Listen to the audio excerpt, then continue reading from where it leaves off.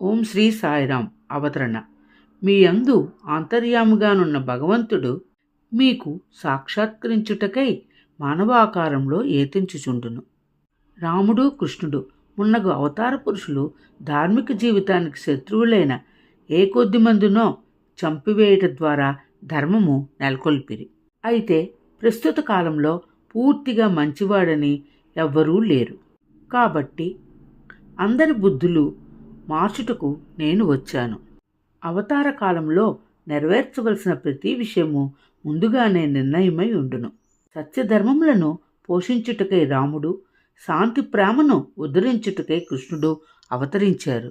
కానీ ఈనాడు ఈ 4 విలువలు కూడాను అడుగంటిపోయినవి. ప్రమాదము ఏర్పడుచున్నది.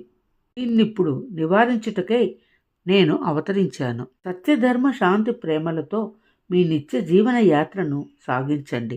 జై సాయిరాం.